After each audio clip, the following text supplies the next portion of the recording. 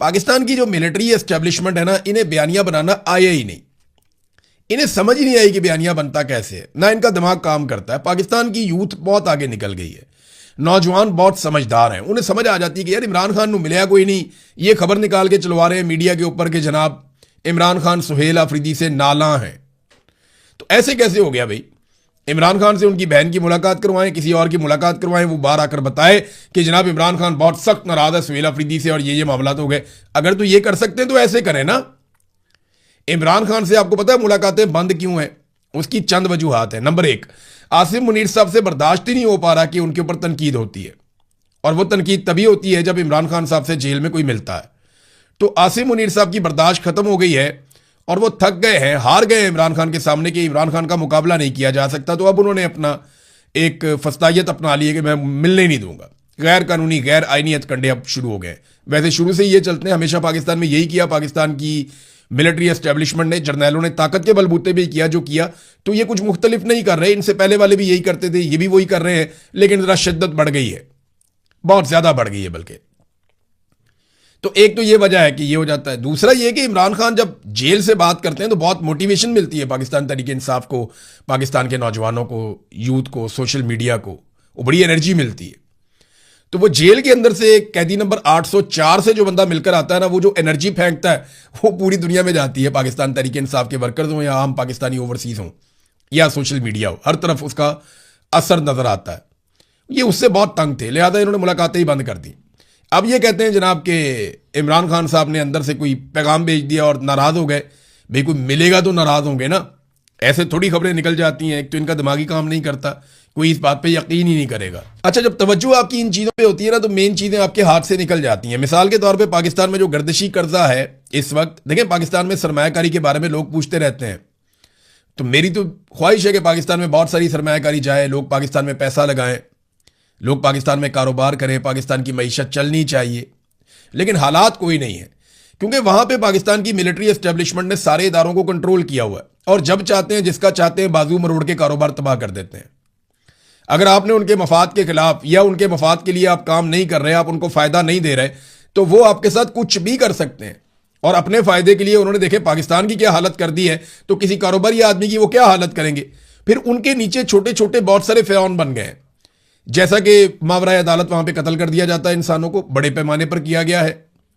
जैसा कि कोई आपके खिलाफ हो गया कारोबार में, तो वो आपके खिलाफ कोई इल्जाम लगाएगा, सीसीडी से आपको मरवा देगा, ये भी हो सकता है। जैसा कि जज को कह के आपका कारोबार छीना जा सकता है। जैसा कि किसी सहाफी से आपकी लड़ाई हो गई है और वो सहाफी एस्टेब्लिशमेंट का टाउट है, तो वो आपका जीना हराम कर सकता है। तो बहुत सारी ऐसी चीजें हैं। आप जब तवज्जो आपकी यहां होती है ना, अब हालात तो चेक करें ना। सिर्फ गैस और बिजली की बद में पाकिस्तान के ऊपर जो गर्दिशी कर्जा चढ़ गया है वो 5100 अरब रुपए का है। 5100 अरब रुपए का गैस और बिजली में गर्दिशी कर्जा, ये रिकॉर्ड हो गया। फिर जो बैरूनी कर्जा पाकिस्तान ले रहा है 137 अरब डॉलर्स, ये हो गया 137 अरब डॉलर बैरूनी कर्जा। 1 अरब डॉलर के लिए ना आप IMF के पैरों में जाके गिरते हैं। 1 अरब 1.5 अरब ये आपने किस्त लेनी है तो आप IMF की मिन्नत और तरला करते हैं। 1 अरब डॉलर आपने वापस करना हो तो आपको मुसीबत पड़ जाती है। अभी आपने UAE का थोड़ा सा पैसा वापस करना था। UAE का थोड़ा सा पैसा वापस करने के लिए आप सऊदी अरब जाते हैं, वहां पे आप अपनी फौज भिजवाते हैं, आप अपने जंगी तैयारे भिजवाते हैं, आप बार बार वहां पे मुज़ाकरात करते हैं, आप मिन्नत तरला करते हैं, अपनी पूरी की पूरी पॉलिसी को तब्दील कर देते हैं, हुकूमत, कैबिनेट, पार्लियामेंट सबको बाईपास करके आप फैसले कर लेते हैं। फिर जाके आपको थोड़े से पैसे मिलते हैं जिनसे आप 2 अरब डॉलर के आपने जनाब UAE का पैसा वापस करना है। तो UAE का पैसा 2 अरब डॉलर वापस करने के लिए आपको इतने पापड़ बेलने पड़े। पाकिस्तान के ऊपर टोटल जो बैरूनी कर्जा बन गया है वो 137 अरब डॉलर्स हैं। ये मैं सिर्फ बैरूनी कर्जा बता रहा हूं, अंदरूनी कर्जे इसके अलावा हैं। मजमूई तौर पे तो थोड़ा अर्सा पहले ये फिगर आया था 97,300 अरब रुपए का, अब तो इससे भी ज्यादा बढ़ गया होगा जिस तरह ये कर्जा लेते चले जा रहे हैं। नादरीन, बलूचिस्तान में लगातार दहशतगर्दी के वाकयात हो रहे हैं। एस्टेब्लिशमेंट की तवज्जो इस पे है कि सुहेल अफरीदी के खिलाफ खबर चलाएं, पार्टी के अंदर किसी किस्म की बगावत करवाएं, कोई MNA इधर कर दें तो MPA उधर कर दें, तो आईनी तरमीम की तैयारियां करें, और जनाब फील्ड मार्शल को मजीद कैसे खुश रखना है, उन्हें मजीद इख्तियारात कैसे देने, वो इस चक्कर में बेचारी इस्टेब्लिशमेंट दिन रात यही काम करती है। इमरान खान की मुलाकातें कैसे रोकनी है, जजों को कैसे कंट्रोल करना है, मुखालिफ आवाज़ों को कैसे दबाना और कुचलना है, वो इन चक्करों में है। उधर बलूचिस्तान हाथ से निकलता जा रहा है। पाकिस्तान के जो समझदार पॉलिटिकल लीडर्स हैं वो बार बार ये कहते हैं कि बलूचिस्तान हाथ से निकल रहा है। फजलुर रहमान ने कई मरतबा कहा कि आपका बलूचिस्तान पे कंट्रोल ही खत्म हो गया, 80% बलूचिस्तान आपके कंट्रोल में ही नहीं। लगातार दहशतगर्दी के वाकयात वहां पे हो रहे हैं, एक के बाद एक वाकया हो रहा है। नौशकी आरसीडी की जो शाहरा है वहां पे बड़ा खौफनाक वाकया हुआ, सैकड़ों कंटेनर्स को रोक लिया गया। ये तजारत का माल लेकर जा रहे थे और इन कंटेनर्स की चेकिंग की गई। फिर 4 कंटेनर्स के तो विजुअल्स मैंने देखे जिन्हें आग लगा दी गई और दिन दहाड़े ये हो रहा है। यानी इसके आसपास जहां पे ये कंटेनर्स जलाए गए हैं ना, जहां पे नाकाबंदी करके इन अनासिर ने रोका है ताजरों के माल को, मेन शाहरा है ना, मेन रोड है जहां से तजारत हो रही है, वो मेन रोड ही होगा। गलियों में तो तजारत होती नहीं है, ना पहाड़ों में होती है, तो मेन शाहरा से ही आपको जाना होता है। इस मेन शाहरा के आसपास 3000 FC एहलकार तैनात हैं।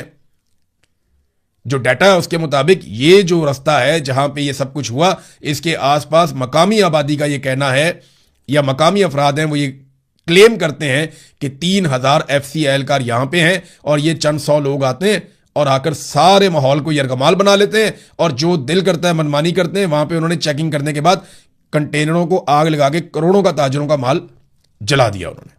ये हो रहा है जनाब पाकिस्तान में। अब इसमें ना एक और खेल भी है, ये मैं आपको बता देता हूं। ये जो कंटेनर्स जले हैं ना, ये बिला वजह नहीं जले। जरा थोड़ी सी आप इंक्वायरी करें कि ये कंटेनर्स हैं किनके और ये जले क्यों हैं। सिर्फ आप चेक करें कि इनकी इंश्योरेंस कहां पे हुई थी और कितने की हुई थी और इसके अंदर माल कौन सा बताया गया था। यहां पाकिस्तान में बड़े खांचे चल रहे हैं, सारे इन्वॉल्व हैं। मुझे मेरे एक सोर्स ने यह बताया कि जनाब यहां यह भी होता है कि आप कंटेनर यहां से गुजारेंगे, फलानी जगह के ऊपर दहशतगर्दों का अटैक होगा, आपका कंटेनर जो है उसका यह नुकसान हो जाएगा और उसके बाद आप इंश्योरेंस ले लीजिएगा, क्लेम कर दें ज्यादा माल, डालें कम माल, या इसके अंदर रखो कुछ और, क्लेम कुछ और करो। यानी अजीबो गरीब किस्म की पाकिस्तान में गेमें हो रही, हर बंदा दिहाड़ी लगा रहा है, इदारे भी इसके अंदर मुलविस हो गए। तेल की स्मगलिंग कर करके इन्होंने पाकिस्तान का भट्टा बिठा दिया है। आप चमन बॉर्डर पे चले जाएं, जो जहान की स्मगलिंग वहां पे हो रही होती है, तुर्खम बॉर्डर के ऊपर बेशुमार स्मगलिंग हो रही होती है और है कौन वहां पे? पाकिस्तान की फौज है वहां पे, वो ड्यूटी कर रही है। स्मगलिंग रुक ही नहीं रही, किसी सूरत स्मगलिंग रुकने का नाम ही नहीं ले रही और उससे लोग बहुत पैसा भी बनाते हैं। अब नाज़रीन, अब्राहम अकॉर्ड के हवाले से डोनाल्ड ट्रंप ने जो स्टेटमेंट दिया उसका जवाब देने के लिए भी कोई तैयार नहीं है। अभी तक ना शहबाज शरीफ ने उसका जवाब दिया, ना इसहाक डार ने उसका जवाब दिया। ख्वाजा आसिफ ने ज़ाती हैसियत में बोलकर जानबूझ के, कि मैं ज़ाती तौर पे ये समझता हूं, तो ज़ाती हैसियत में जवाब दिया क्योंकि उनको पता है कि मैंने ऑफिशियल कोई जवाब दे दिया तो मुझे डांट पड़ जाएगी माजी की तरह। पहले भी उनसे ट्वीटें डिलीट करवाई गई हैं ख्वाजा आसिफ से, इसराइल के खिलाफ ट्वीट करके उनको डिलीट करनी पड़ गई, इतने बेचारों के पतले हालात हैं। तो अब वो बेचारे बोल भी नहीं सकते। इसराइल को तस्लीम करने का मामला डोनाल्ड ट्रंप ने उठा के सामने रख दिया कि जनाब इसको तस्लीम करो। तो ना तो फील्ड मार्शल का स्टेटमेंट आया, ना DGISPR का स्टेटमेंट आया, खुल के कोई बात करने के लिए तैयार नहीं है। डोनाल्ड ट्रंप को कोई जवाब देने वाला है ही नहीं। हाँ, इमरान खान था एक वजीर आजम जो डोनाल्ड ट्रंप को जवाब देता था और सीधा जवाब देता था। मौजूदा वजीर आजम तो सिर्फ जूता पॉलिश करते हैं और मौजूदा जो फील्ड मार्शल हैं वो लेकर चले जाते हैं ब्रीफ केस। वो ट्रंप के फेवरेट फील्ड मार्शल बने हुए हैं आजकल। नाज़रीन, अब ये तहरीक तहफ़्फ़ुज़ आईन पाकिस्तान ने इसके ऊपर एक एलामिया जारी कर दिया और उन्होंने कहा जी कि अमरीकी सदर डोनाल्ड ट्रंप की जानिब से मुस्लिम ममालिक से इब्राहीमी मुआहदे पर दस्तखत के लिए मुतालबे को मुकम्मल तौर पर रद्द और उस पर इंतहाई तशवीश का इजहार करते हैं। इस मौका पर अमन मुआहदा को मशरूत करना इस जंग के पीछे इसराइली एजेंडे का वाज़ेह सबूत है। यानी डोनाल्ड ट्रंप ने मशरूत कर दिया ना जी, ये अमन मुआहदा हो रहा है, हम ये अमन मुआहदा कर लेते हैं, तुम लोग जरा इब्राहीमी मुआहदे के ऊपर या अब्राहम अकॉर्ड के ऊपर या इसराइल को सादे लफ्जों में तस्लीम कर दो। डोनाल्ड ट्रंप की धमकी आप चेक करें, उनको जो उन्होंने तरीकाकार किया कि हम ईरान के साथ अमन मुआहदा कर लेते हैं, तुम सारे सुकून में आ जाओगे, लेकिन उसके लिए जरूरी है कि तुम भी इसराइल को तस्लीम कर दो, जो कई दहाइयों से नहीं किया जा रहा। और उसके लिए डोनाल्ड ट्रंप ने हुक्म जारी कर दिया। तो सऊदी अरब ने तो अभी इनकार किया। सऊदी अरब के इनकार से पाकिस्तान जो है वो फिर फंस जाता है, क्योंकि पाकिस्तान ने तो डोनाल्ड ट्रंप को बड़ी यकीन दहानियां करवाई हुई हैं। देखें ना, पाकिस्तानी अवाम की उमंगों के खिलाफ पाकिस्तानी हुकूमत जो है ये जाकर बैठ जाती है इसराइल के साथ बोर्ड ऑफ पीस के अंदर, और उस वक्त जो टाउट है उन्होंने बड़े नारे मारे थे, उन्होंने कहा था जनाब अब तो कश्मीर भी आज़ाद हो जाएगा, अब तो हम इंडिया की ऐसी तैसी कर देंगे, अब तो पाकिस्तान इसका हिस्सा बन गया है। तो मेरा सादा सवाल यह है कि कश्मीर की आज़ादी के लिए बोर्ड ऑफ पीस में आज तक क्या हुआ? फलस्तीन में रोज़ाना अभी भी कत्लेआम हो रहा है, आपने उस पर क्या किया? उसके बाद इसराइल ने ईरान पे अटैक कर दिया, लबनान पे अटैक कर दिया, हजारों लोग शहीद कर दिए, आपने अब तक क्या किया? आपने कुछ भी नहीं किया, इसका कोई फायदा नहीं हुआ, बल्कि उल्टा उनके मुतालबात बढ़ते चले जा रहे हैं और हुकूमत जो है बिल्कुल चुप करके बैठी हुई है, कोई सवाल जवाब नहीं कर रही, कोई डोनाल्ड ट्रंप को जवाब देने की पोजीशन में नहीं है, इतना हौसला ही किसी के अंदर नहीं है। गुज़िश्ता रात को नाज़रीन जो झड़पें हुई हैं उनके नतीजे में जंगबंदी और अमन मुआहदे की जो कोशिशें हैं उनको नुकसान पहुंचा है। ऐसा लगता है कि कहीं सारी कोशिशों पे पानी ना फिर जाए।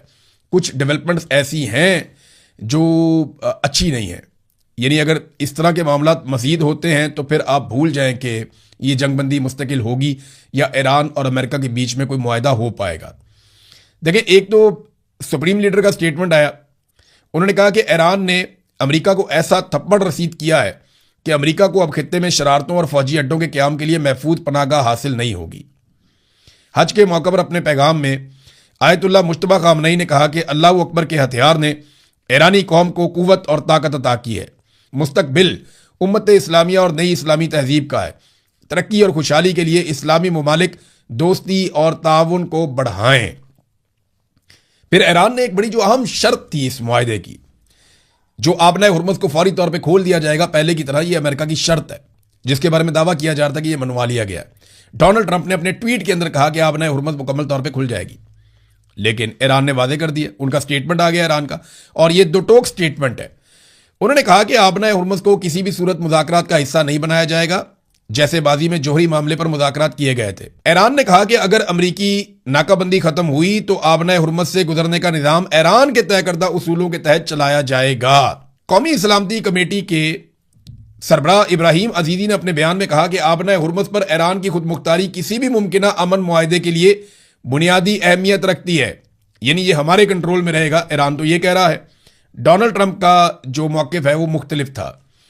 फिर अमेरिका ने एक काम किया जिससे मामला और कटाई में जाएंगे, यानी अमेरिका ने ईरानी वज़ीर ख़ारजा अब्बास अरागची को वीज़ा देने से इनकार कर दिया क्योंकि उन्हें जाना था सलामती कौंसल की बहस में। अब अक़वाम मुत्तहिदा जो है वो उसका दफ्तर अमेरिका में है और तमाम ममालिक को इस बात का हक़ है कि वो अक़वाम मुत्तहिदा में जाएँ और जाकर अपनी बात कहें, लेकिन वीज़ा जो है वो अमेरिका से लेना होता है। और अमेरिकन गवर्नमेंट ने वज़ीर ख़ारजा अब्बास अरागची को वीज़ा देने से इनकार कर दिया। अब ये एक ऐसी डेवलपमेंट है जिस पे अमेरिका पे तनकीद भी होगी और ये नामुनासिब है। अगर कोई आपका दुश्मन भी है तो अक़वाम मुत्तहिदा में उसका उतना ही हक़ है जितना आपका हक़ है। फिर ईरान ने भी आगे से एक धमकी लगाई है और मुसल्लह अफ़वाज के तर्जुमान ने कहा कि अगर ईरान के खिलाफ किसी भी किस्म की नई जारहियत की गई तो इसका सख्त और पहले से ज़्यादा शदीद तरीन हम जवाब देंगे। दूसरी जानिब कतर से एक डेवलपमेंट आई नाज़रीन,